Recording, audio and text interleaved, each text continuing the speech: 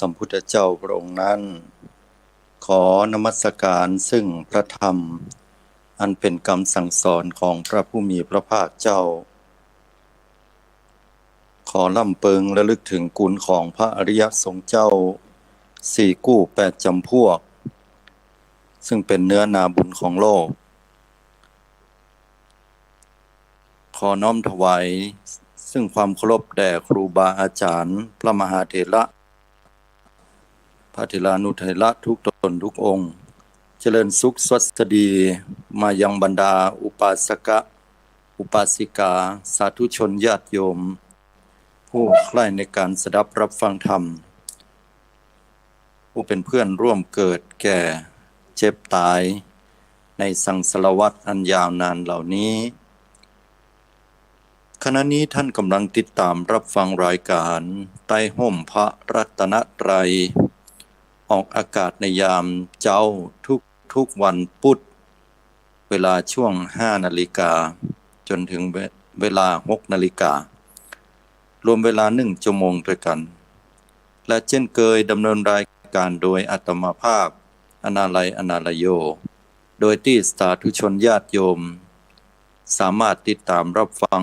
รายการดังกล่าวได้ทางสถานีวิทยุเพื่อการศึกษาพระพุทธศาสนาและวัฒนธรรมคลื่น FM 104.50 เมกะเฮิรตซ์วัดฝ่ายหิน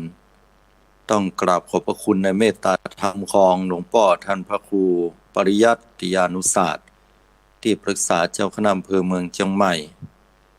เมตตาธรรมของหลวงพ่อท่านพระครูสมุวิสุวัตรวรกิจโจผู้อำนวยการสถานีวิทยุ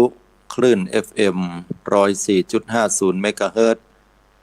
เจ้าอาวาสวัดฝ่ายหินจังหวัดเชียงใหม่หรือจะติดตามรับฟังรายการทางคลื่นสีขาวเพื่อชาวประชาต้องขออนุโมทนากับผู้อำนวยการและเจ้าหน้าที่ทุกท่านตลอดจนถึงสถานีวิทยุกระจายเสียงทุกคลื่นสถานีที่ทำการกระจายเสียงออกอากาศอยู่ณช่วงระยะเวลานี้หรือท่านสามารถติดตามฟังทาง YouTube Channel การออกรายการจัดรายการสดหรือฟังย้อนหลังเพียงแต่พิมพ์คำว่าใต้ห่มพระรัตนตรัยในโปรแกรม YouTube ก็สามารถที่จะย้อนพอหรือฟังอย่างธรรมของพระสัมมาสัมพุทธเจ้าได้โดยที่สาธุชนญาติโยมทุกท่านสามารถโทรเข้ามาร่วมในช่วงใต้รายการไม่ว่าจะเป็นการถามไทยหรือถวายกำลังใจถามธรรมะต่างๆได้ที่หมายเลขโทรศัพท์063 839 9309 063 839 9309วิสุทธิพุทธผ่องใสตัดมูลกิเลสคลายศรัทธาสาธุชนญาติโยมทุกท่านในช่วงเวลาดังกล่าวนี้เป็นช่วงเวลาที่มีค่าสำหรับหมู่เฮาเหลือเกินธรรมชาติให้ชีวิตคนเฮามาซึ่งมีระยะเวลาเท่าๆกันแต่สิ่งหนึ่งที่บ่เหมือนกันนั่นก็คือเฮาได้รับช่วงเวลา24 ชั่วโมงเหมือนกันก็แต่ว่าเฮาบริหารเวลาบ่เหมือนกันวันเวลาล่วงไปบัดนี้เฮายังอยู่เพราะว่าช่วงเวลาดังกล่าวมันจะกลืนกินอายุของเฮาหมดไปและก็ก้าวไปสู่ความตายซึ่งเป็นสถานที่ที่เฮาจะต้องละทิ้งสังขารอันบ่ใช่ของเฮาสังขารที่มีอยู่ในปัจจุบันก็บอกว่าจะเป็นทั้งธาตุ4คือร่างกายนี้อันเป็นธาตุดินธาตุน้ำธาตุไฟธาตุลมแล้วก็ทิ้งไปแต่ขณะเดียวกันนั้นจิตก็บ่ได้ไปปฏิสนธิเกิด ท่านทั้งหลายอย่าเพิ่งเข้าใจผิดว่าจิตเนี่ยเป็นของเฮาหลายๆคนคิดว่าจิตนี่เป็นของเฮามันเคยมีในสมัยพุทธกาลแล้วมีภิกษุรูปหนึ่งชื่อว่าสาตินี่เข้าใจผิดคิดว่าตายไปแล้วจิตหรือวิญญาณเนี่ยจะล่องลอยออกไปแล้วก็ไปเกิดใหม่ในภพหน้าแต่ที่จริงแล้วพระพุทธองค์ได้ทรงประชุมสงฆ์ทันทีแล้วก็ถามว่าสาติเคยได้ยินที่ไหนที่เฮาอู้ว่าวิญญาณนะล่องลอยไปแล้วไปเกิดสติก็เลยได้สติขึ้นก็สดับรับฟังธรรมพุทธเจ้าว่าแต่ละพุทธองค์บ่ได้ตรัสอย่างนั้นพระพุทธองค์บอกว่าวิญญาณนั้นเป็นธรรมชาติที่หูอารมณ์วิญญาณหรือจิตเป็นธรรมชาติที่หูอารมณ์เป็นอย่างเดียวกันนะก็มีลักษณะที่เข้าไปหูอารมณ์ต่างๆถ้าเวลาเฮาหันบ่มีวิญญาณเข้าไปรับหูเปิ้นฮ้องว่าจักขุวิญญาณนี่แล้วเนี่ยเฮาก็พออย่างบ่ฮู้เรื่องมันกับคนที่เหม่อลอยขณะเดียวกันวิญญาณที่เกิดทางหูถ้าเฮาได้ยินเสียงเนี่ยเฮาต้องอาศัยวิญญาณหรือว่าจิตเนี่ยเข้าไปรับรู้ถ้าว่าบ่มีการรับรู้ตัวนี้เฮาก็บ่ได้ยินเสียงนั้นใดหูดังลิ้นกายก็เหมือนกันนะความรู้สึกนึกคิดต่างๆเหล่านี้ก็เพราะอาศัยวิญญาณหรือวิญญาณขันธ์เนี่ยไปเข้าไปฮู้แล้วก็สิ่งเหล่านี้มันบ่จะเป็นของเฮามันมีความเกิดขึ้นตั้งอยู่และดับไปศรัทธาญาติโยมทั้งหลายแล้วเมื่อเฮาท่านทั้งหลายได้ฮู้อย่างอี้ว่ารูปว่านามบ่จะเป็นเฮาเป็นของเฮาเป็นตัวตนของเฮาแล้วเฮาก็คงจะเข้าใจอย่างแจ่มชัดที่พระพุทธเจ้าได้ทรงตรัสสอนไว้ว่าแต่ที่จริงหมู่เฮาบ่มีนะตัวเฮาเนี่ยนั่นบ่มีตัวตนที่แท้จริงมันเกิดขึ้นเพียงชั่วคราวมันจะเกิดก็ได้บ่เกิดก็ได้แล้วถามว่าอย่างที่มันเป็นเชื้อให้เกิดก็บ่เกิดพุทธเจ้ากล่าวถึงเรื่องเหตุปัจจัยนะเหตุปัจจัยให้เกิดก็เกิดเหตุปัจจัยหมดก่อนหมดก็ดับไปยกตัวอย่างร่างกายนี่บ่ใช่ของเฮาถ้าร่างกายนี้มันบ่ใช่ของเฮามันเป็นของไผเฮาก็จะสงสัยเนาะร่างกายเนี่ยเอาตามกรรมพุทธเจ้าเพิ่นบอกว่ากายนี้ก็คือกรรมเก่าทั้งไม่ใช่ของเราและไม่ใช่ของใครคือพระองค์กำลังบอกว่ามันเป็นเรื่องของกรรมเก่าเป็นเรื่องของสิ่งที่เฮาได้ทำไว้ถึงฝ่ายดีและฝ่ายบ่ดีบางคนก็เกิดมาหน้าตางดงามรูปหล่อสง่าเหลางามสูงโปร่งใหญ่ผิวพรรณวรรณะเหมาะอันนี้ก็เพราะว่าสร้างกรรมดีสร้างกรรมดีนั่นก็อาจจะเป็นด้วยว่ารักษาศีลดีบ่เบียดเบียนบีทาสัตว์แล้วก็ศีลข้ออื่นๆเอาง่ายๆอย่างศีล5เนี่ยแล้วก็มีการฮื้อตานในของที่อันประณีตนะของที่รังสรรค์แล้วพอแล้วเนี่ยจะเกิดความสวยสดงดงามอันนั้นล่ะมันก็จะเกิดมาเป็นอย่างเป็นตาเป็นหูเป็นหูดังเป็นปากเป็นผิวหนังเป็นเล็บมือเล็บเท้าเป็นกระดูกเป็นไขข้อเป็นตับเป็นไตเป็นสิ่งนั้นสิ่งนี้เนี่ยกรรมเหล่านี้ก็จะเป็นผู้ดลบันดาลให้บ่ได้มีเทพเทปาอารักษ์บ่ได้มีเจ้าขุนมูลนายบ่มีอันหยังสักอย่างที่จะเป็นผู้ดลบันดาลให้เฮาพระพุทธเจ้าก็บอกว่าผลของการกระทำคือวิบากวิบากคือผลแห่งกรรมที่เฮาได้ทำฝ่ายดีฝ่ายบ่ดีไว้บางคนก็เกิดมาเป็นเชื้อสายของต่างประเทศนี่เนาะสมมุติเนาะเกิดมาแล้วมันแตกต่างจากคนอื่นเขายุคหนึ่งสมัยหนึ่งเฮาจะหันย้อนกลับไปพอดีมีเรื่องของข้าวนอกนานะเฮาจำได้ก็จะมีนักแสดงที่เปิ้นปากันไปทาตัวเป็นสีดำๆเนื่องจากว่าในเรื่องนั้นก็จะมีป่อเป็นเจ้านิโกรส่วนแม่นั้นเป็นแม่หญิงบริการพอดีเกิดลูกออกมาสมัยก่อนมันการควบคุมการทำหมันเนี่ยมันทำได้ยากพ ราะว่าลูกเกิดมาแล้วก็เอามาฝากนะก็เป็นคนที่ตัวดำๆและไม่ยิงบริการคนเนี้ยก่อนหน้านั้นก็ได้ให้บริการกับฝรั่งลูกเกิดมาก็เป็นฝรั่งงามอีนะเป็นไม่ยิงถึงกู้ในเรื่องนี้มันเป็นเรื่องที่สอนเฮาได้ดีขนาดเลยเป็นเรื่องของชนชั้นวรรณะสอนในเรื่องของการยอมรับในสังคมและที่สำคัญสอนในเรื่องของกฎแห่งกรรมได้ดีนะฉะนั้นเราจะหันว่าตัวละครเนี่ยถ้าโยมย้อนไปโยมก็คงจะจำได้ดีก็จะหันว่าภัยก็ตามที่อยู่แตกต่างจากถิ่นของตัวเก่านะพาเราพากออยู่พิตตี้ไปเนี่ยก็เป็นเหตุเป็นปัจจัยให้คนนั้นหันว่ามีความแปลกแตกต่างหรืออาจจะมีความแปลกแยกเพราะนั้นคนเฮาถ้าเวลาจะทำกรรมอันใดก็แล้วแต่การกระทำเนี่ยนะฮะบอกว่าดีบอกว่าหายเนี่ยสิ่งเหล่านี้เขาจะได้ไปเป็นมรดกตกทอดเฮาจะได้กลับกลายเป็นหูเป็นตาเป็นหูดังเป็นลิ้นเป็นกายอันนี้เฮาไปสร้างไว้แล้วบางคนบอกว่าเขาเลือกเกิดบ่ได้บัดแต่คนเฮาเลือกเกิดได้เลือกจะเกิดมาเป็นคนงามคนบ่งามคนหล่อคนบ่หล่อบางคนบอกว่าพ่อแม่ฮื้อมาอย่างเงี้ยแม่นพ่อแม่ฮื้อมาแต่คนที่เลือกคือเฮาจะได้เลือกว่ามาบางคนบอกว่าบ่เคยเกิดมากับพ่อแม่เนี่ยพ่อแม่เนี่ยใจ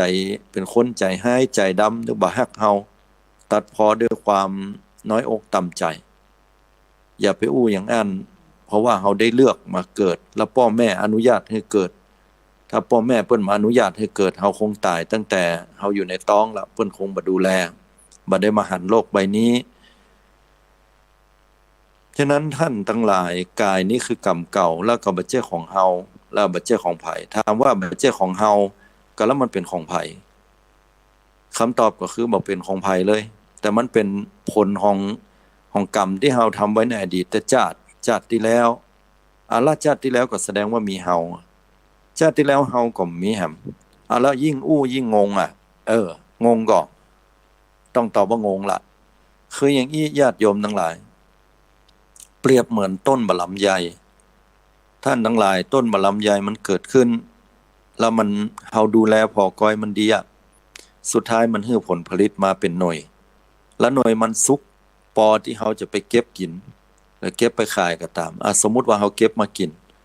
เฮากินเรียบร้อยด้วยความอร่อยความล้ำมันจะล้ำปานใดก็ตามเมล็ดมันเนี่ยเฮาก็ต้องโจ้งมันก็โจ้งขว้างบ่ขว้างในถังขยะก็ขว้างเข้าปะโคกรณีที่มันมีดินแร่ธาตุน้ำอากาศอย่างก็ตามที่มันสมบูรณ์มันก็ทำให้เมล็ดนั้นที่แก่ๆผลิดอกออกต้นขึ้นมาเป็นต้นเป็นรากเป็นอย่างขึ้นมาผลิตขึ้นมาเรื่อยๆอาศัยน้ำอาศัยอากาศอาศัยดินอาศัยแสงแดดเหตุปัจจัยมันพร้อมมันก็เกิดเจริญเติบโตขึ้นมาเป็นต้นใหญ่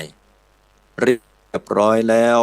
พอถึงณเวลาวันหนึ่งมันก็ผลิดอกออกผลแล้วก็ให้ลำไยเป็นปุกใหม่ออกมาเฮาก็อยู่มาเมื่อน่าหลายปีสุดท้ายแล้วเฮามาหันต้นลูกมันเนี่ยเฮาก็ได้เมล็ดลำไยมาจิ้มอาตมาถามว่าต้นลำไยก่อนเนี้ยที่เป็นต้นลูกมันเนี่ยกับต้นแม่มันเป็นต้นเดียวกันก่อนเฮาก็ตอบว่ามันใช่คนละต้นแล้วจะได้เมื่อมันเป็นคนละต้นแล้วมันมีความสืบเนื่องอย่างใดก็คือต้นแม่มันเนี่ยเป็นต้นที่เอายีนก็ดีเอาเชื้อมันก็ดีนะเอาทุกสิ่งทุกอย่างเนี่ยมอบมาให้ลูกอาศัยน้ำอาศัยดินอาศัยอากาศอาศัยแสงแดดแล้วมันก็เจริญเติบโตอาศัยปุ๋ยขึ้นไปได้ฮอร์โมนมันก็เป็นต้นใหม่ทำให้ได้กินเมล็ดทำให้ได้กินลำไยเม็ดใหม่อันนี้ข้อนี้ฉันใดญาติโยมทั้งหลายเมื่อไปเนี่ยไอ้ต้นใหญ่นะมันก็ตายต้นน้อยก็ตามอายุมันก็อยู่ต่อหรือต้นใหญ่อาจจะถูกป้อมขว้างไปก่อนละข้อนี้ฉันใดก็เปรียบไปเหมือนกับเฮาเนี่ยชาติที่แล้วเฮาได้ตายลงไปแล้วอาศัยว่าเฮาได้สร้างกรรมมาอย่างนั้นกรรมนี่ก็เหมือนเมล็ดพันธุ์ที่พร้อมที่จะแตกขึ้นมานะพร้อมที่จะเจริญเติบโตขึ้นมาก็ด้วยว่าอาศัยน้ำดินต่างๆเนี่ยจิตนี่ก็กายนี่ก็อาศัยจิต เป็นตัวหูอาศัยธรรมชาติเข้าน้ำกำกินต่างๆในร่างกายนี้ถึงเจริญเติบโตอาศัยน้ำนมอาศัยพ่ออาศัยแม่ดูแลอาศัยอากาศอาศัยแสงแดดบ่ต่างจากต้นไม้เลยต่างก็เพียงแค่ว่าอาหารบ่เหมือนกันต้านน่ะความเป็นมนุษย์ก็มีชีวิตต้นไม้ก็มีชีวิตแต่บ่มีจิตใจมนุษย์เป็นสิ่งที่มีชีวิตแล้วก็มีจิตใจคลองด้วยอย่างเนี้ยเป็นต้นฉะนั้นเราจะหันเลยว่าเนี้ยกายเนี่ยบ่ใช่ของเราแล้วจิตใจเหรอจิตใจก็บ่ใช่ของเราแหมแล้วจิตใจเป็นเจ้าของเราแล้วมันมาอยู่ในเราได้อย่างไรคืออย่างนี้ญาติโยมทั้งหลายจิตนี่เป็นธรรมชาติที่รู้อารมณ์พุทธเจ้าพูดว่าคือมันรู้อารมณ์ครั้งเดียวแล้วมันก็ดับไปเป็นคณะสมมติว่าโยมได้ยินอาตมานี่เนาะนะเป็นคณะหนึ่งแล้วมันก็ดับไปละแล้วมันดับไปปุ๊บมันมีธรรมชาติแห่งจิตแห่งดวงหนึ่งหรือว่าแห่งคณะหนึ่งมันขึ้นมามันเกิดมันอาศัยการเกิดจากดวงเก่าเนี่ยมันดับลงไปดวงแรกเกิดพอมันจะดับลงไปแล้วดวงใหม่ขึ้นมาแห่งรองรับสิ่งเหล่านี้ไว้แล้วก็ตัวนี้ดับไปก็ขึ้นใหม่แห่งดวงหนึ่งมันบ่ได้จ้าน่ะมันเกิดว่องไวที่สุดว่องไวที่สุดอย่างยกตัวอย่างโยมได้ยินเสียงดีดนิ้วดังแป๊กเข้าหูเฮาอันนี้ล่ะพุทธเจ้าว่าแสนโกฏคณะแสนโกฏคณะคือหมายความว่ามันวิ่งเข้าวิ่งออกวิ่งเข้าวิ่งออกเนี่ยกว่าเฮาจะประมวลเสียงได้ยินว่าเสียงได้ยินว่าเป็นเสียงอะไรอย่างแล้วเฮาเข้าใจชัดอย่างเงี้ยอันเนี้ยก็คือสภาวะที่จิตเกิดดับอยู่โดยตลอดฉะนั้นจิตบ่ได้เกิดแล้วก็ดับจ้าๆบ่ใช่อย่างนั้นด้วยความที่มันเกิดดับมันเนี่ยมันเหมือนกระแสไฟฟ้าเวลาเขาเปิดไฟปุ๊บเนี่ยเหมือนแสงมันมีแสงเดียวแต่ที่จริงแล้วท่านทั้งหลายลองไปหลีกระแสไฟลงหรือสังเกตง่ายๆตอนที่เปิ้นซ่อมไฟฟ้าหรือว่าไฟฟ้ามันบ่พอไฟตกสังเกตว่าไฟมันจะแวบๆๆๆๆน่ะเกิดดับแล้วมันก็ดับวูบไปแต่ถ้าเมื่อใดแฮงมันเพิ่มขึ้นมาเห็นมันก็จะส่งแสงออกมาประกายแสงออกมาแล้วเฮาก็ดูเหมือนว่าเป็นแสงเดียวแต่ที่จริงแล้วมันอาศัยพลังงานที่เป็นมวลของมันเป็นพลังงานที่เป็นคณะไปรวมกันแล้วมันเกิดขึ้นโวยจนกระทั่งเป็นพลังงานที่ถี่ขึ้นก็เลยดูเหมือนว่ามันเป็นกระแสเดียวกันฉันใดจิตก็เหมือนกันฉะนั้นจิตเนี่ยมันเกิดดับตั้งแต่แรกแล้วจิตนี่มันเกิดดับตั้งแต่แรกแล้วจิตดวงที่เฮาฟังบัดเดี๋ยวนี้เดี๋ยวก็ดับไปแล้วจิตดวงใหม่ขึ้นมาแทนเพราะฉะนั้นพุทธองค์ถึงได้ตรัสบอกให้กับสาวกหมู่เฮาว่าภิกษุทั้งหลายถ้าเธอจะหันว่าจิตเนี่ยเป็นของเธอหันว่ากายเป็นของเธอยังจะดีเกินนี่นะเพราะเพราะว่ากายนี้ยังอยู่กับเฮาได้วันหนึ่งก็มีเดือนหนึ่งก็มีปีหนึ่งก็มี2 ปีก็มี3 ปีก็มี10 ปีก็มีบางทีก็50 ปีบางคนก็อายุเป็น100 ปีอย่างเนี้ยมันยังอยู่กับเฮายังหันอยู่แม้ว่ามันจะมีการเปลี่ยนแปลงแต่ละวันเนี่ยเฮาก็แทบจะสังเกตได้ยากอาจจะเป็นช่วงระยะเวลาอายุถ่ายรูปไว้ถ่ายวิดีโอไว้แล้วมาเปรียบเทียบอาจจะหันชัดอยู่แต่จิตเนี่ยเกิดดับเกิดแล้วดับเนี่ยบ่ฮู้ว่าเป็นเท่าใดต่อเท่าใดนะฮะแล้วก็เป็นธรรมชาติที่บ่อยู่นิ่งโดยกึดไปนั่นกึดไปนี่โดยตลอดนี่คือธรรมชาติของจิตอาตมากำลังจะฟังว่ากายกับจิตเนี่ยมันเป็นของคู่กันกายเหมือนบ้านจิตก็เหมือนคนอยู่จะเปรียบเทียบของแหมอย่างนึงก็คือกายใจเป็นนายกายเป็นบ่าวอย่างเพิ่นว่าเมื่อใดก็ตามที่เฮาปล่อยจิตให้ออกไปข้างนอกไปแอวไปแสวงหาตั้งตาตั้งหูดังไปมีความเพลิดเพลินเหล่านั้นกายเนี่ยมันจะตั้งอยู่บ่ได้เมินละปล่อยจิตให้ทะล่องลอยไปที่อื่นไปคิดเรื่องอื่นโดยที่บ่ปิกบ้านมันกายนี้จะทนอยู่บ่ได้หรือว่าอาจจะมีอันที่จะต้องได้ผุพังไปหรือเสื่อมสภาพไปด้วยเหตุปัจจัยคือจิตเนี่ยมันบ่ค่อยอยู่ตัวยกตัวอย่างอย่างใดมันบ่อยู่ตัวก็กึดนักนึงโยมลองสังเกตแล้วเฮากึดนักเนี่ยคนที่กึดนักแล้วมันจะมีผลสุดท้ายแล้วร่างกายเนี่ยจะเกิดภาวะความเครียด อันก็หลั่งฮอร์โมนคอร์ติซอลนะหมอว่าอย่างนี้ฮอร์โมนแห่งความเครียดฮอร์โมนแห่งความเครียดเนี่ยถ้ามันบัดนักมันก็กระตุ้นให้เรารู้สึกว่าจะเนี่ยสิ่งนั้นสิ่งนี้เป็นพลังอย่างหนึ่งแต่ถ้ามันนักเกินมันจะกลายเป็นขยะทำให้ร่างกายอักเสบนะเพิ่นว่าอย่าไปเครียดนะคนเครียดคนกึดนักๆเนี่ยหัวจะงอกเนี่ยมันเป็นไปได้นะร่างกายก็เสื่อมหันก็คนที่บ่เอาจิตอยู่กับตัวนะเวลามันเครียดร่างกายมันเกิดหลั่งสารตัวนี้มาก็ทำให้เราบ่สบายได้เนี่ยก็แสดงว่าบ่เอาจิตอยู่กับกายจิตไปกึดในเรื่องอื่นเรื่องการเรื่องงานเรื่องเจ้านายบ่เป็นดังใจเรื่องลูกน้องบ่เป็นดังใจเรื่องเปื้อนพิษหัวกันมันยืมตังค์แล้วบ่ยอมคืนเรื่องอะไรอย่างน่ะเรื่องเดือดร้อนวุ่นวายครอบครัวลูกหลานตานเต้าหรือลูกหลานตานเต้าบ่ถูกพ่อแม่ปัญหาสังคมปัจจุบันการกินการอยู่จะเอาเงินเอาทองที่ไหนหรือว่าจะได้งานการตกไปให้ละสหาการสปะเรื่องบางคนก็เป็นปัญหาในเรื่องของลูกบางคนเป็นปัญหาในเรื่องของคนฮักอกฮักหลังวะบางคนก็มีปัญหาในเรื่องสุขภาพโรคภัยไข้เจ็บจะไปยิบไปยืมเงินไผจะรักษาอย่างใดคิดวิตกกังวลไปหมดเลยนั่นแหละฮะคือเฮาบ่เอาจิตมาอยู่กับกายเมื่อบ่เอาจิตมาอยู่กับกายแล้วปัญหาที่เกิดขึ้นมานั่นก็คือร่างกายมันทนบ่ไหวมันก็ประท้วงมันก็บอกส่งสัญญาณว่าคิดนักอ่ะบ่พักผ่อนเมื่อบ่พักผ่อนร่างกายมันก็บ่ไหวส่งสัญญาณบอกจิตว่าบ่สบายละบ่พักผ่อนแล้วก็เดี๋ยวเป็นนั้นเป็นนี้ความเครียดลงไปสู่ตับคนที่เป็นตับอักเสบก็แย่ลงความเครียดไปลงกระเพาะก็กลายเป็นโรคกระเพาะได้ความเครียดบ่เป็นผลดีต่อไตก็ทำให้ไตเสื่อมได้โวยตัวความเครียดบ่มีสิ่งที่ดีถ้ามันเกินความพอดีไปแล้วเนี่ยความวิตกกังวลนักเข้าเป็นเครียดนักเข้าเนี่ยร่างบ่ร่างกึดใจจะฆ่าตัวตายก็มีมันกึดที่ใจแต่มาลงที่กายของเราคนเฮานี่นะฉะนั้นแล้วกายกับใจเนี่ยเป็นของที่กู้กันต้องอาศัยด้วยกันถึงแม้ว่ามันจะบัดใจของเฮาบัดใจของภัยก็ตามนะแต่ว่ามันเกิดขึ้นได้อย่างใดเฮาก็ถามหาสาเหตุ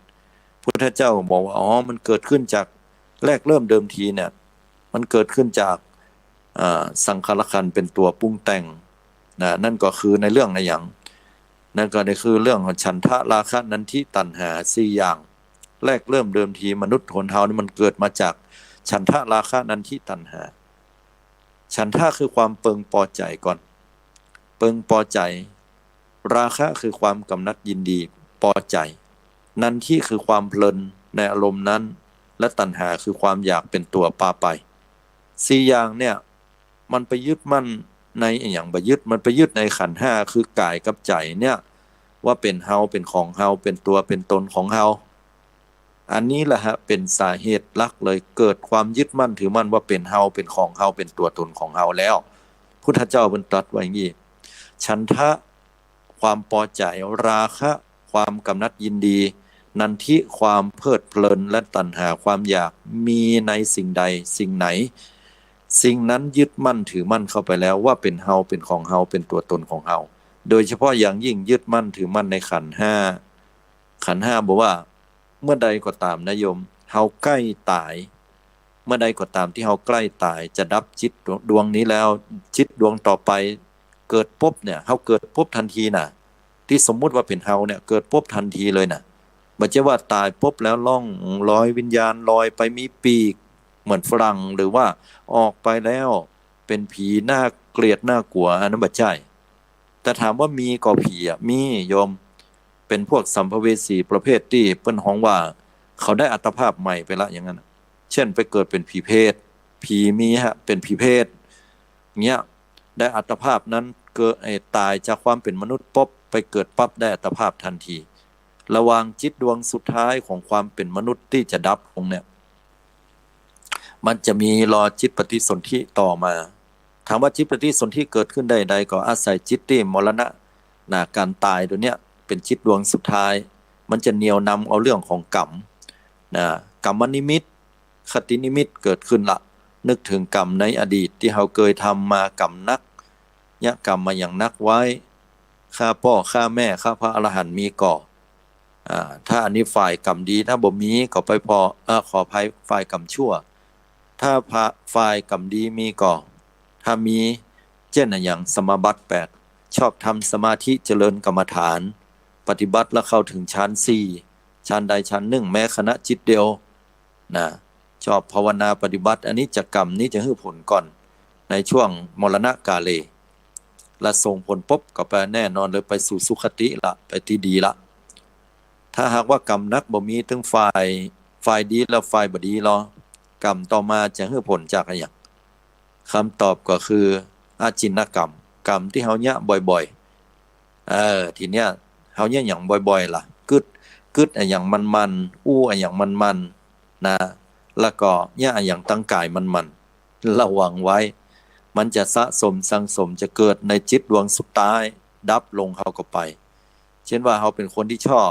เล่าหน้าจากขวัญชอบอู้เมามอยเนี่ยมันม่วนถ้าเล่าเรื่องตัวเก่าเนี่ยจังบ่ชอบบ่เฮิกไผใครว่าใครเดือดแต่ถ้าไปเล่าคนอื่นเนี่ยมันม่วนนะอย่างเงี้ยเป็นต้นเอาก็จะทรงจิตออกไปอย่างนั้นเมื่อเป็นอย่างนั้นแล้วก็เป็นอาจินกรรมที่เกิดขึ้นพร้อมกันแล้วก็เป็นเหตุปัจจัยเมื่อเราได้รับก็จะไปสู่อบายภูมิตามที่บดีหรือถ้าหากว่าเป็นฝ่ายที่ดีอาจินกรรมนั้นเช่นว่าชอบทำบุญตักบาตรบ่อยๆนะชอบช่วยเหลือผู้อื่นมันหรือว่าชอบฟังธรรมโดยตลอดการนี้ก็เป็นอาจินกรรมที่จะพาให้ไปสู่ภพภูมิที่ดีได้ฉะนั้นท่านทั้งหลายก็จะหันว่าสิ่งเหล่านี้เป็นสิ่งที่มีเหตุมีปัจจัยในการเกิดขึ้นเมื่อใดก็ตามที่เฮาย้อนกลับมาในเรื่องของฉันทะราคะนันทิตัณหา4ตัวเนี่ยเป็นตัวเหตุพาให้เฮาไปยึดมั่นถือมั่นในรูปคือร่างกายในเวทนาคือความสุขความทุกข์ความเฉยๆในสัญญาความจำได้หมายหูสิ่งที่ผ่านมาแล้วในอดีตในสังขารขันธ์ปรุงแต่งไปเกิดความกังวลในอนาคตสิ่งเหล่านี้ในอนาคตจะเกิดอย่างขึ้นเฮาคิดไปสปะอย่างและสุดท้ายในวิญญาณคือตัวที่หูอารมณ์นะหรือว่าจิตเนี่ยเฮาไปยึดอย่างก็แล้วแต่อันนี้เฮาจะได้ยินพุทธเจ้าเพิ่นได้ตรัสสอนไว้นะถ้าเฮาไปอ่านหนังสือที่หลวงปู่พุทธทาสท่านได้ศึกษาและปฏิบัติมาเนี่ยท่านก็จะสอนอยู่เสมอซึ่งท่านเป็นนักปราชญ์ที่แตกฉานในพระไตรปิฎกก็จะเอากรรมของพระพุทธเจ้าเนี่ยได้มาเผยแผ่และปฏิบัติพุทธองค์ได้สอนไว้เหมือนกันว่าเมื่อเฮายึดกายขณะที่เฮาจะตายเนี่ยเฮาไปยึดว่ากายนี้เป็นของเฮาตายไปแล้วเฮาก็จะไปตามกายนะเป็นเหตุปัจจัยไปเกิดแห่งยึดเวทนาต้องการความสุขบ่ต้องการความทุกข์นะจะเอาสุขอย่างเดียวตายไปก็ไปตามนั้นหรือบางคนมีความทุกข์อกทุกข์ใจตัดช่องน้อยแต่พอตัวตายไปก็ด้วยเวทนาก็ไปเกิดแห่งสัญญา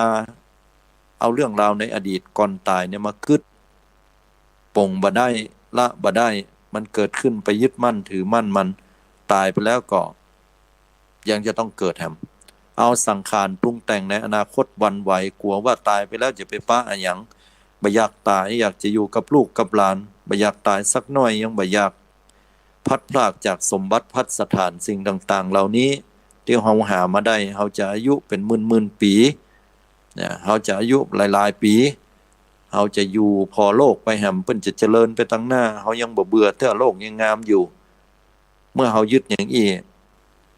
แต่ว่ามีเหตุปัจจัยให้กายนี้จิตนี้ดับลงก็ยังบ่พ้นทุกข์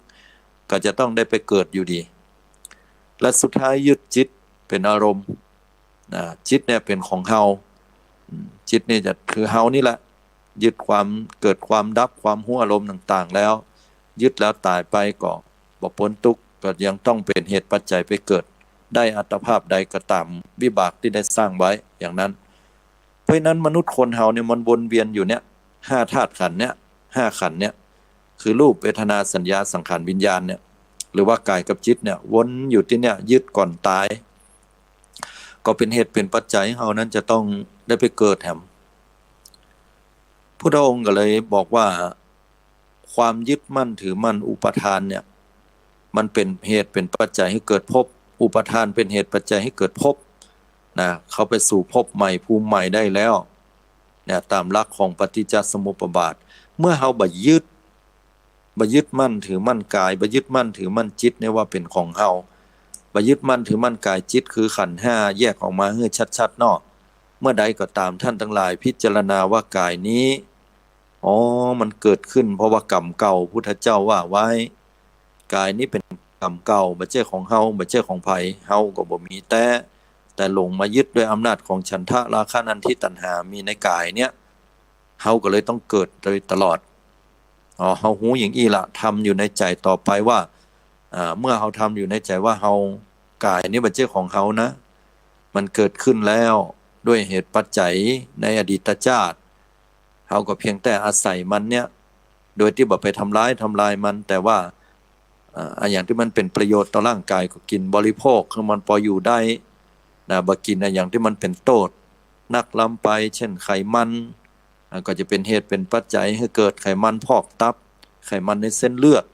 นะบ่กินหวานทำให้ร่างกายอักเสบกินได้มากน้อยๆมันดูแลพอร่างกายพักผ่อนเพียงพอออกกำลังกายก็เพื่อที่จะรักษาร่างกายไว้ให้มันแข็งแรงและรักษาไว้เพื่ออย่างก็เพื่อสร้างเหตุปัจจัยแห่งความหลุดพ้นนั่นแหละโยมหลายๆคนอาจจะบอกว่าเพื่ออยู่หันโลกกว้างเพื่อให้มีสุขภาพดีจะยิ่งอย่างก็ได้อันนั้นแล้วแต่โยมแต่ในความหมายของพุทธเจ้าคือรักษากายนี้ไว้ก่อน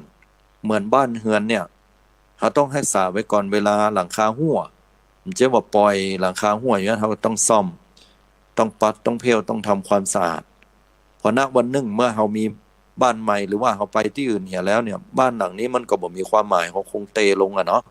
ฉันได้ร่างกายนี้เมื่อเรายังอาศัยมันอยู่ยังบ่ถึงนิพพานเตื้อหรือยังบ่ตายเตื้อเนี่ยเราเองเราก็จะต้องดูแลเขาให้ดีอย่างใดก็ดีจนที่อยู่ระดับมัชฌิมาปฏิปทาไม่ใช่ว่าดีจนขั้นที่แบบโหอย่างก็เกินพอดีกินอย่างก็ต้องกินราคาแพงๆบริโภคของแพงๆถามว่าข้าวผัดกะเพราจานหนึ่งกับอาหารเลิศหรูระดับหูฉลามราคาแพงเป็น 2-3 ปันเนี่ยนะยกตัวอย่างแล้วถามว่ากินอิ่มเหมือนกันก็เหมือนสารอาหารเหรอก็ได้ก็อาจจะบัดแตกต่างกันเท่าใดอาจจะแตกต่างชนิดต่างแล้วถามว่าสำคัญอิ่มก็อิ่มนะเผลอๆข้าวผัดกะเพราไข่ดาว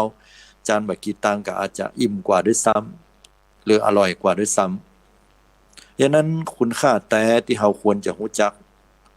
และก็การที่เรารู้จักคุณค่าเทียมเหล่านี้มันก็เป็นเหตุปัจจัยให้เราใช้ชีวิตดูแลร่างกายนี้ได้ตามสมควรเพื่อที่เราจะเอาร่างกายเนี่ยในตามพุทธศาสนาคือเจริญกรรมฐานสมาธิพิจารณาอย่างเงี้ยว่าอ๋อกายมันไม่ใช่เฮาไม่ใช่ของเฮาไม่ใช่ตัวตนของเฮานะถึงเวลาหนึ่งมันก็จะต้องไปก็จะพุจะพังเฮาก็บ่เดือดร้อนพร้อมเสมออยู่ช่วงที่มันมีอยู่เนี่ยมันเฒ่าชราแก่ชรา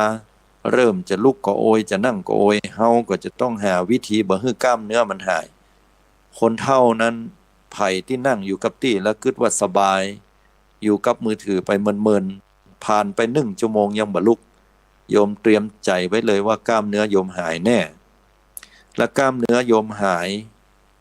บอกว่าในช่วงวัยใดโดยเฉพาะผู้สูงวัยจะมีความสัมพันธ์กับ1โรคอัลไซเมอร์คือความจำเสื่อมมีโอกาสเป็นไปได้แล้วก็จะหนักขึ้นติ๊กๆถ้าร่างกายนี้มันบ่ขยับบ่ลุกให้พ้องนะแปลว่ามันสบายนะโยม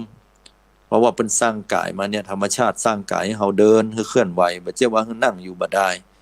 แต่ถ้ามันม้อยมันอิดก็บ่ใช่ว่าเดินอยู่หั่นนะก็เปลี่ยนให้มานั่งพ้องนะและขณะเดียวกันร่างกายเนี่ยเฮารักษาไว้เพื่อที่เฮาจะได้เจริญกรรมฐานสมาธิภาวนาปฏิบัติและที่สำคัญพิจารณาว่ากายก็บ่ใช่ของเฮากายนี้มันไม่ใช่ของเฮานะบ่ยึดมั่นถือมั่นมันเป็นธรรมชาติที่อาศัยข้าวน้ำกำกินถ้าบ่มีข้าวน้ำกำกินมันก็อยู่บ่ได้เนาะมันก็เป็นไปบ่ได้อาจจะอดข้าวได้สัก10 วันเหมือนหมูป่าอะคาเดมี่ ที่ตัวอย่างที่ไปอยู่ในถ้ำติดถ้ำสมัยก่อนนะอยู่ได้ก็ได้แต่ถ้าน้ำเนี่ยเห็นท่าจะบ่ได้หรือจะได้ก็คงน้อยวันเต็มทีน้อยช่วงเวลาเต็มทีหูตาก็ลายเกิดความเปลี่ยนแปลงในร่างกายที่สุดก็จะต้อง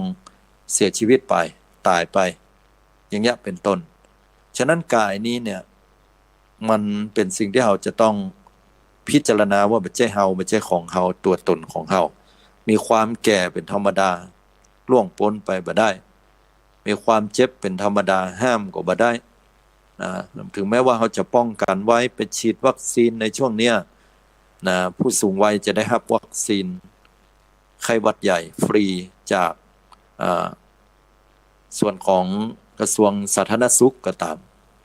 หรือว่าตั้งอสม.เปิ้นมาช่วยฉีดให้ภายแจ้งความจำนงจะฉีดป้องกันมาเนอร์โดยเฉพาะกลุ่มเสี่ยงอย่างเปิ้นก็ว่าไปแต่สรุปแล้วคือผู้สูงวัยก็ถึงแม้ว่าเขาจะฉีดแล้วอย่าได้ไปคิดว่าเขาจะบ่ติดเชื้อหรือบ่มีโอกาสเป็นหวัดการฉีดวัคซีนอย่าเข้าใจว่าเขาฉีดมาแล้วมันตึ้มเป็นบ่ใช่พอเป็นมาแล้วมาโทษตั้งหมอตั้งอย่างเปิ้นบ่ใช่อันนะฮะการฉีดวัคซีนคือการบรรเทาโรคที่ตัวเขาจะเป็นเนี่ยให้มันเป็นเบาลงน้อยลงอยู่ในระยะที่เขามั่นใจว่ามันปลอดภัยบางคนอย่างมีโรคหนักเบาหวานความดันอย่างที่เป็นบางคนก็โรคภูมิคุ้มกันบกพร่องบางคนก็เป็นโรคที่หนักนะโรคตับโรคไตโรคมะเร็งโรคอย่างก็บอกว่าที่มันหนักไว้ก่อนพอเป็นแล้วเนี่ยมันจะซ้ำให้ร่างกายนี้แย่ลงก่อน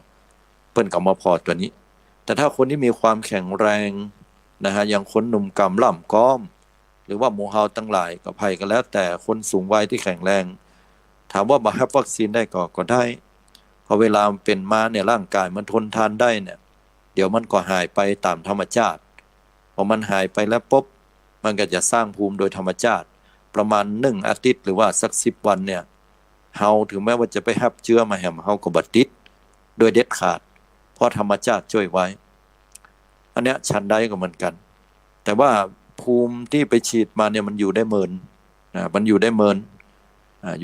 บางทีก็อยู่ได้เป็นปีมันก็จะก้อยลดจำนวนลงความแข็งแรงของมันอย่างเนี้ยเป็นต้นนะฉะนั้นดูแลกายเพื่อที่จะพิจารณาว่ากายเนี่ยมันก็บ่ใช่ของเฮานะอาศัยมันเปรียบกายเหมือนเรือที่เฮาพายจะข้ามฟากพอขึ้นฟากฝั่งไปหำฝั่งเนี่ยเฮาจำเป็นจะต้อง แบกเรือนะเพชรตุยเขาก็เพียงแค่เดินขึ้นไปแล้วยันหัวเรือขวางจะมีคนที่รับจ้างเก็บไว้ต่อไปรับจ้างต่อกาหรือว่าเรือนั้นมันเป็นของเฮาบ่เอาแล้วก็แล้วแต่เฮาบ่จำเป็นจะต้องอุ้มเรือหรือว่าแบกเรือนั้นไปตัวหามเรือไปตัวฉันใดนะ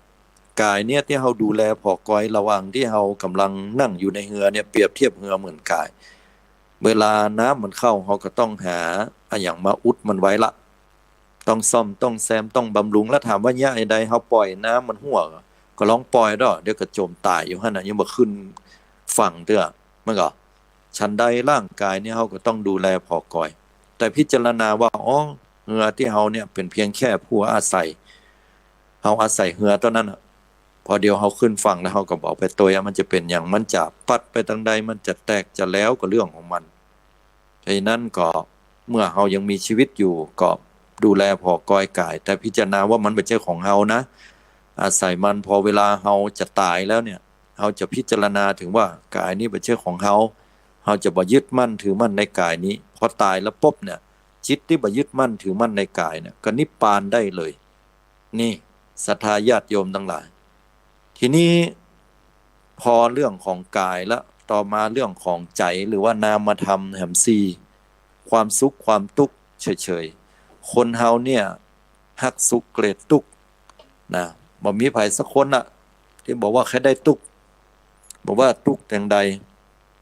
เรื่องราวใดก็ตามแต่เมื่อเฮายึดมั่นถือมั่นในความสุขความทุกข์นี่เฮาก็อาศัยมันในยามมีชีวิตนี่เหมือนกันรอเลี้ยงไปเมื่อมีความสุขก็ให้เฮารู้ว่ามันมีความสุขแต่ขณะเดียวกันเมื่อเฮามีความทุกข์ก็ให้กำหนดรู้ว่าเฮามีความทุกข์แล้วบ่ไปยึดมั่นถือมั่นมัน นะบอกว่าสุขบอกว่าทุกข์มันก็เป็นธรรมดาธรรมชาติเกิดขึ้นแล้วมันบ่ได้สุขตลอดวันเกิดขึ้นแล้วมันบ่ได้ทุกข์ตลอดวันแม้แต่เฉยๆบ่สุขบ่ทุกข์มันก็บ่ได้อยู่ตลอดวันเปลี่ยนแปลงด้วยเหตุปัจจัยคำว่าเหตุปัจจัยอย่างใดเช่นหลานน้อยจะไปโรงเรียนละให้น่าฮักอยู่แต่งตัวใส่เสื้อสีขาวกระโปรง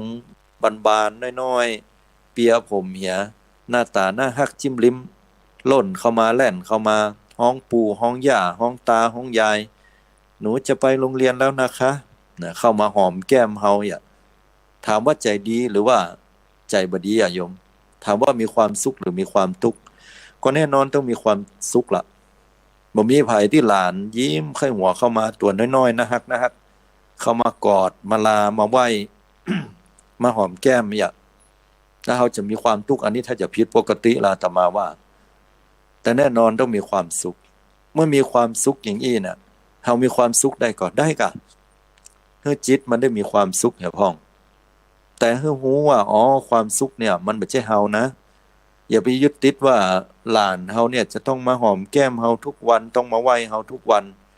บางวันมันฟังไปโรงเรียนบ่หันหลานแล้วเป็นทุกข์ละวันนี้กูบ่มีความสุขนะแสดงว่าเฮายึดในความสุขนั้นแล้วขณะเดียวกันเกิดความทุกข์ขึ้นมาก็พลักไสกูมาทุกข์แท้ทุกข์ว่ากูถึงชอบอย่างเงี้ยก็คือกำหนดหูเหี่ยวว่าความทุกข์นี่มันเกิดด้วยเหตุปัจจัยเพราะว่าเฮาบ่หันหลานเนื่องจากว่าวันนี้เนี่ยไปจ่ายกับข้าวปิ๊กปอกมาหลานฟังไปโรงเรียนว่าเพิ่นมีกีฬาสีแต่งตัวไปแล้วบ่ได้หันหลานสกรรมเป็นทุกข์คนเฒ่าเป็นทุกข์บ่ได้หันหลานน้อยออกไปก่อนบ่ได้หันสกรรมบ่ได้หอมแก้มบ่ได้กอดสกรรมเป็นทุกข์ก็มาเกิดว่ากูอยากทุกข์กูบ่ค่อยได้ทุกข์ให้หันหลานเป็นสุขก็แสดงว่าเฮานี่บ่เข้าใจความสุขความทุกข์มันเกิดขึ้นมันตั้งอยู่ดับไปบัดเดี๋ยวนี้มีความทุกข์บ่หันหลานมันก็ไปยากเมื่อแรงมาก็เดี๋ยวถึงปิกบ้านมาแล้วปิกบ้านเข้ามาเนี่ยสวัสดีค่ะคุณปู่คุณย่าคุณตาคุณยายมันก็หันแล้วเนี่ยความสุขเกิดละก็จะไปยึดในความสุขนั้นมันก็บ่เที่ยงแท้แน่นอนครับเนี่ยถ้าเฮาเข้าใจอย่างอี้เนี่ยก่อนตายเฮาบ่ยึดความสุขความทุกข์เฮาบ่ยึดอารมณ์มาอย่างสิ่งเหล่านี้ไว้เมื่อก่อนตายเฮานิพพานได้เลยเฮานิพพานได้เพราะเฮาบ่ยึดเฮาเข้าใจอย่างแจ่มแจ้งว่ามันไม่ใช่เฮาไม่ใช่ของเฮาไม่ใช่ตัวตนของเฮาเพราะว่าอุปทานความยึดมั่นถือมั่นเป็นเหตุให้เกิดภพถ้าเฮาบ่มีอุปทานความยึดมั่นถือมั่นในความสุขเนี่ยภพจะเกิดขึ้นได้อย่างใดถูกก่อญาติโยมว่านี่พุทธเจ้าสอนอีนะมีเหตุมีปัจจัยเพราะเฮายึดนั่นแหละเฮาบ่ฮู้ความลับ The Top Secret ความลับสุดยอดที่พุทธเจ้าเคยแสดงไว้เฮาบ่เข้าใจในธรรมเนี่ยตั้งแต่อายุเฮาน้อยมาจนถึงบัดเดียวเนี่ยเฮาบ่ได้ศึกษาธรรมพุทธเจ้าถึงเกาะถึงแก่นแต่บ่ได้เข้าถึงลึกแต่เฮาก็เสียประโยชน์ไปแทนที่เฮาจะมีโอกาสในการนิพพานในชาตินี้โดยซ้ำมาพอตัวที่3ตัวที่3ในนามขันธ์ตัวที่3นั่นก็คือสัญญาแปลว่าความจำได้หมายหูความจำทางตาตังหูดังตังลิ้นตังกายเขาจำได้ว่าหันป๊บสัตตหันป๊บหูเลยว่าคนเนี้ยชื่ออย่างตังหูเขาได้ยินป๊บหูเลยว่าคนเนี้ยเป็นไผตังหูดังเขาหูเลยว่านี่กลิ่นหอมหรือกลิ่นเหม็นเป็นกลิ่นอาหารชนิดใดดอกไม้ชนิดใดหรือว่ากลิ่นอย่างควันกามันเป็นสิ่งที่ดีต่อร่างกายหรือบ่ดีต่อร่างกายแปะหรือว่าถูกลมมันเขาหูตังหูดังตังลิ้นเฮาจิ้มพอแล้วเฮาฮู้เลยว่ามันเป็นแกงอะหยังเป็นขนมอะหยังเป็นรสชาติเปรี้ยวหวานมันเค็มเผ็ดเฮาฮู้หมดตั้งกายเฮาฮู้นะว่าบัดเดี๋ยวเนี้ยหนาวฤดูหนาวตั้งกายเฮาฮู้ช่วงนี้ฤดูร้อนตั้งกายฮู้ว่าตอนนี้มันเป็นฤดูฝนมีละอองเข้ามาเฮาต้องระมัดระวังก็ได้เป็นหวัดเฮาฮู้เย็นร้อนอ่อนแข็งตึงหย่อนเฮาฮู้นะย่ำไปนี่แข็งเป๊กเนี่ยหรือก็มันก็เดินเข้าไปจะนอนหมอนสกำนอนหมอนนี่แข็งเหรอบางคนก็หมอนนี่นวลแตะนวลว่าเฮาฮู้เย็นร้อนอ่อนแข็งตึงหย่อนเฮาฮู้ถ้าเฮาบ่ยึดสิ่งเหล่านี้ไว้สิ่งเหล่านี้มันก็เป็นสัญญาความจำได้หมายฮู้มันเป็นความจำที่อาศัยในข้อมูลในอดีต เฮาถึงหันคนละเฮาฮู้จักแต่ถ้าเฮาหันครั้งแรกเฮาจะบ่ฮู้จักล่ะอ๋อก็หามาเคยหันนี่แม่นก็ญาติโยมว่าไปพุ่นน่ะไปที่ไหนเมืองกาญว่ะอ่าตลอดชีวิตมาเนี่ยโอ้อายุเป็น60ปลายละบ่ได้มีโอกาสไปเมืองกาญพอไปหันบ้านหันเมืองเพิ่นเป็นอีแม่พออายุ70ปลายล่ะวันก่อนนี่อีล่าปุ่นปลาขึ้นเครื่องบินบ่เคยขึ้นสมัยก่อนเฮาทุกข์เฮายากเนาะพอได้ขึ้นเครื่องบินไปแล้วเดี๋ยวเป็นดีมีห้างไปละไปแอวทะเลแม่ค่หันทะเลแม่ไปหันแล้วเพิ่นว่าตะวันตกที่ทะเลมันงามมอกใดหันก็ทีวีหันก็มือถือไปหันแล้วลมทะเลมันเป็นอย่างอี้ไปสัมผัสแล้วเอาตีนไปสัมผัสน้ำทะเลละมันเป็นอย่างอันนี้ไปกินอาหารทะเลแล้วโอ้เป็นว่ามันอย่างอี้ลู่น่ะอันเนี้ยคือเฮามีข้อมูลใหม่ละแสดงว่าเป็นสัญญาขันหูละสัญญาเป็นของบัดเที่ยงเกิดขึ้นตั้งอยู่ดับไปก็เดี๋ยวจำไปจำมาอายุนักเข้าจำโหอันนี้ไผ่น่ะอันว่าความจำเตี้ยงบัดเตี้ยงโยมบัดเตี้ยงใกล้เข้ามาแหมน้อยอีล่ามึงหันมิดแซมอีแม่ก่อนก็ไปหูยแม่ไว้ไหนอ่ะก็กูก็ว่าไอ้นะบ่หันไอ้แม่มันก็ไปตั้งใดก็บอกว่าลำคาญตัวเก่าประตูหามิดแซมนี่เราอีปะละหั่นแน่เอาจ้งขันหลักคักอันเนาะว่าแล้วนะอย่าก็ลืมอ่ะอย่าเนี่ยความจำสัญญาขันมันบัดเตี้ยงแต่บัดแต่โยมยิ่งเท่ายิ่งปากดหันว่ามันบัดเตี้ยงเมื่อก่อนตายเฮาบ่ยึดมั่นถือมั่นในสัญญาความจำได้หมายหูจำได้ว่าเป็นลูกเฮาเป็นหลานเฮาเป็นครูบาอาจารย์เป็นพ่อเป็นแม่เป็นคนที่เฮาฮักเป็นคนที่เฮาจังสถานที่ต่างๆเป็นบ้านเฮาเป็นที่อื่น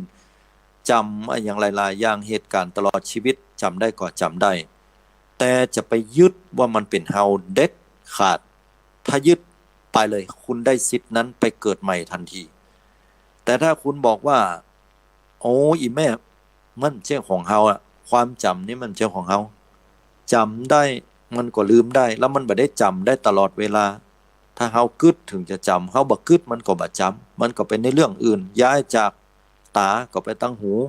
ย้ายจากหูก็ไปตั้งหูดังก็มีน่ะถ้าเฮาพิจารณาหันแจ่มแจ้งอย่างเอี้ยเฮาบ่ยึดมั่นถือมั่นในความจำเฮาจะนิพพานตอนนั้นตรงนั้นเพราะบ่มีเหตุปัจจัยที่จะไปเกิดเพร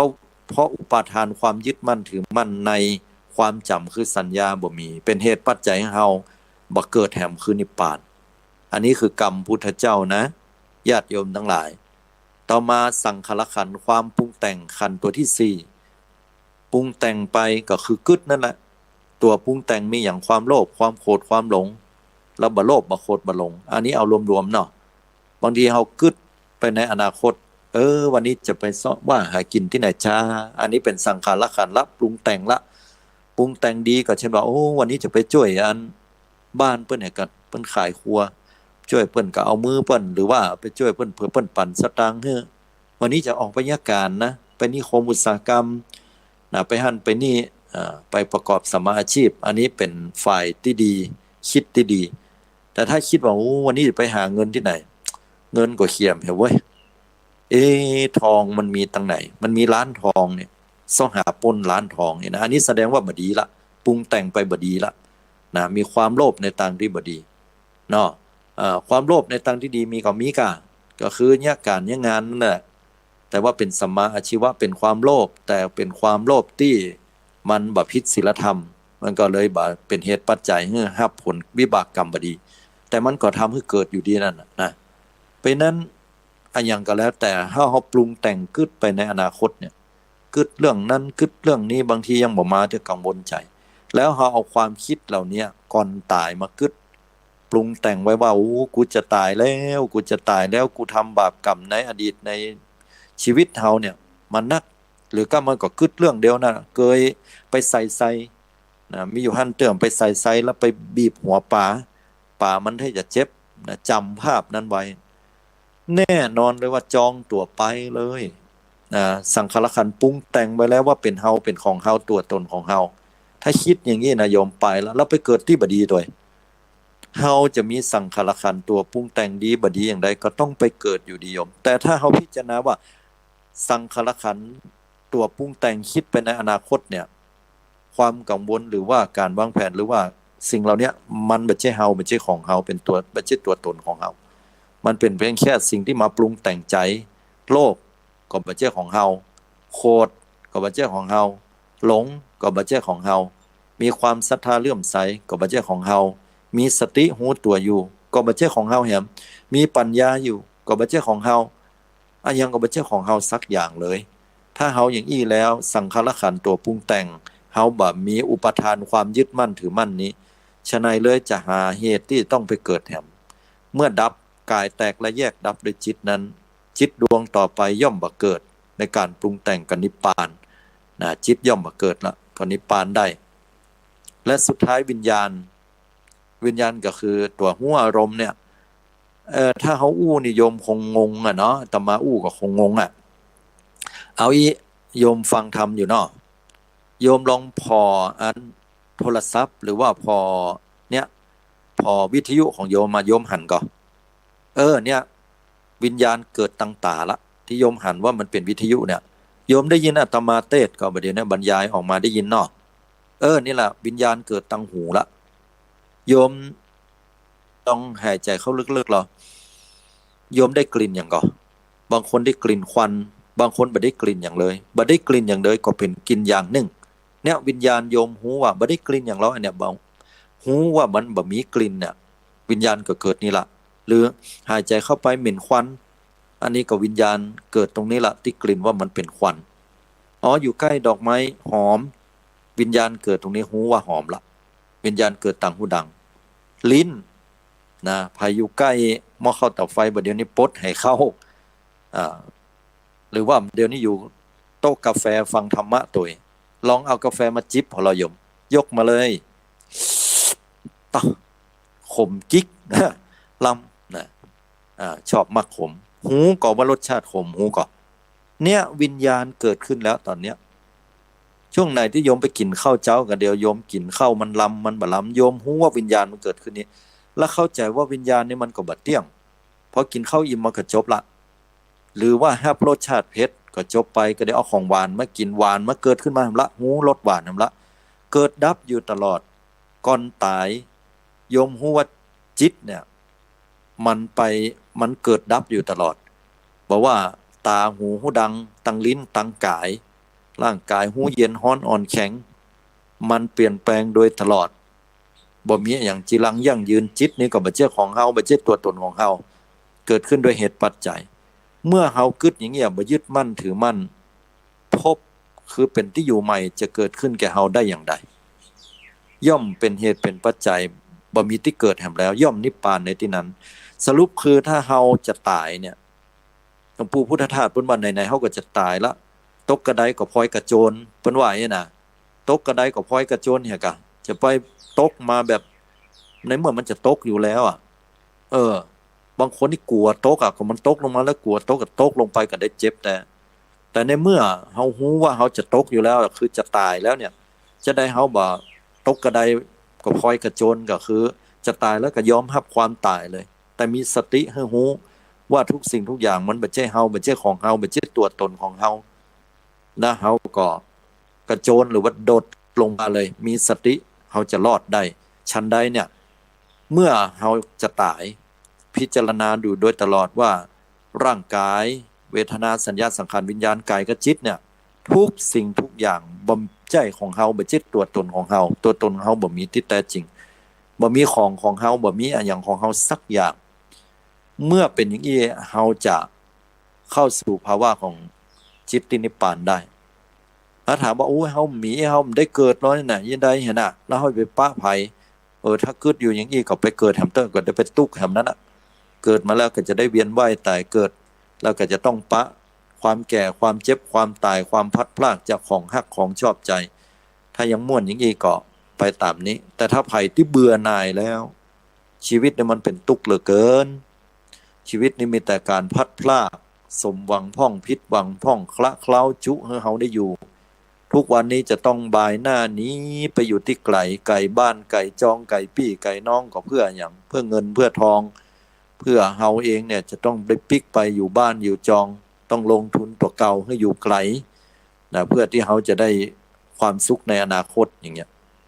หรือบางคนก็หาเงินหาทองมาด้วยความยากลำบากมาเลี้ยงต้องเลี้ยงชีวิตให้มันดีขึ้นบางคนก็หามาได้ร่ำรวยยังบ่พอเลยจากมีเป็นร้อยก็เป็นล้านจากล้านก็มีเป็นพันล้านทำเหมือนกับว่าตัวตนของเพื่อนจะอยู่มีอายุเป็นหมื่นปีอย่างเงี้ยนะถ้าหาด้วยความสุจริตบ่เป็นอย่างหาได้แต่ถ้าหาด้วยความทุจริตอันนี้บ่ดีเนี่ยก็เหมือนกับว่าชีวิตคนเฮามันจะยืนยาวแต่ที่จริงน้ำค้างบนยอดหญ้าพอแสงแดดมาก็ร่วงหล่นตกลงสู่ปฐพีพื้นดินก็หายไปเพราะนั้นอย่าได้ตั้งอยู่ในความประมาทขาดสติศรัทธาสาธุชนญาติโยมมันกระทำเน้อและการที่มันใช่ว่าเฮาจะเหี่ยงก็ได้เดี๋ยวนี้พอเวลาใกล้ตายแล้วเฮาไปยึดมั่นถือมั่นมันก็จะนิพพานบ่ใช่อันนะโยมจะไปยะแต่เน้อโยมเน้อเฮาบ่ฝึกไว้เนี่ยนะบัดได้นะโยมต้องหันตั้งแต่วันนี้ฝึกตั้งแต่วันนี้พิจารณาตั้งแต่วันนี้เพราะก็เหมือนกับคนว่ายน้ำบ่เป็นนะเรามาคิดใจว่าโอ้ยบ่ยากหรอกพอเวลาเขาโดดลงน้ำเขาก็ไปว่ายน้ำเมื่อเดี๋ยวมันก็ข้ามได้อ่ะถามว่าโยมว่ายน้ำข้ามได้หรือว่าโยมจะจมน้ำล่ะแม่นก็คนเฮามันก็จมน้ำตายนั่นกะฉันใดเนี่ยเฮาต้องฝึกไว้ก่อนเหมือนฝึกว่ายน้ำไว้ก่อนพอเวลาเฮาใกล้จะตายเฮาจะหันชัดแจ้งแจ่มเต็มทีละว่าที่เฮาฝึกไว้ทั้งหมดเนี่ยมันจะมาปรากฏตรงนั้นแล้วมันจะหันว่าทุกสิ่งทุกอย่างบ่ใช่เฮาบ่ใช่ตัวตนของเฮาเมื่อเฮาพิจารณาอย่างอี้แล้วจิตจะหาที่เกาะที่เกี่ยวเพิ่นฮ้องว่าวิญญาณทิฏฐิจิตที่จะไปก่อเกิดไปเกาะที่ไหนบ่ได้ละและจะเป็นเหตุเป็นปัจจัยให้นิพพานได้ญาติโยมทั้งหลายนี่คืออนุศาสนีคำสอนของพระสัมมาสัมพุทธเจ้าภัยที่หันความทุกข์ทั้งหลายบ่ต้องการจะเกิดแล้วก็เพื่อพิจารณาไข้ควรและนำไปปฏิบัตินะวันนี้เวลาหมดละบ่ได้เปิดโอกาสให้ได้โทรมาหลังไมค์ก็ได้เนาะให้กำลังใจกันก็ขอนำรายการปิ๊กปอกไปก่อนเน้อขอทุกท่านได้มีความสุขเจริญในธรรมของพระสัมมาสัมพุทธเจ้าถึงฝั่งมรรคผลนิพพานโดยเร็วพลันทุกท่านทุกคนทุกรูปด้วยเทินSamoy sarvanta thangate bya aradebya samyak